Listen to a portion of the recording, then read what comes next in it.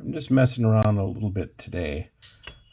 I have this is a hand wheel off of the Felder saw that you use it to raise and lower, or you can move it to other positions and actually tilt or cant various cutter heads. But over the years, this used to have a piece in here that said Felder, and it was just a pressed in little piece of plastic. And of course, over the years, it's fallen out and I lost it. So I decided to figure out if I could make a replacement. And of course, I've been doing 3D printing to build tools to make tools. And I thought, okay, well, why don't I make a replacement? So here's what I did. I modeled the inside of this cup and this slightly sloped area here, which is kind of a pain. I modeled this in Fusion 360 so I could get a printable file from that. And what I printed were these two parts. This sort of cup, I printed it in this orientation because there's no supports. Makes for a very clean print. And then I printed this. This, as you can see, is also printed in this direction. And taken together, they'll go together like this. Nothing beats epoxy. They go together. So what'll happen, this will get dropped in. This will get placed on top and epoxied on. The whole assembly is secured by a grub screw, which will go right here, which I don't have, so I will use a socket head cap screw as an interim solution.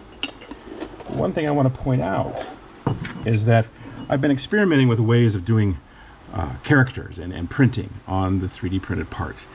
And then I wanted them to be a different color. I want it to stand out. See, this is just white PET, and I want this to stand out. And you may have seen a previous attempt at this, which I didn't really talk about, where these letters were recessed, and I tried to fill the recess with some paint. And that kind of worked, except the paint tends to bleed into some cracks and fissures between the filament as it's laid down. That might be indicative that I'm printing too cold.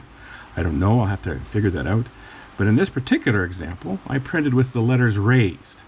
And my plan is to paint this, and then after the paint is cured, come back and with a piece of glass and some fine sandpaper, remove that top layer of paint and bringing it down to this white plastic again. And it'll be white on whatever color I choose to paint it.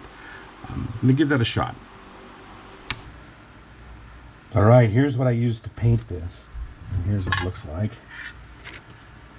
I love this stuff. It goes on, it's matte. It has a slight texture to the finish, and it's rubbery, and it really actually weathers very well. Although I don't have any weather in the shop, so to say, but this looks great. So now I'm going to see if I can remove the surface of these letters and these markings to reveal the white part, so I can get some two colors on this. That's what I'm going to do.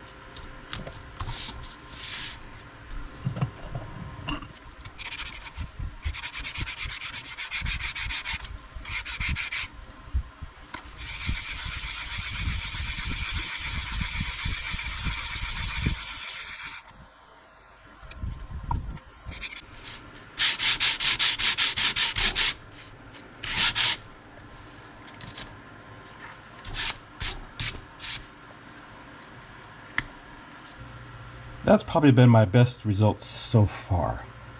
So I'm going to consider this a pretty good success.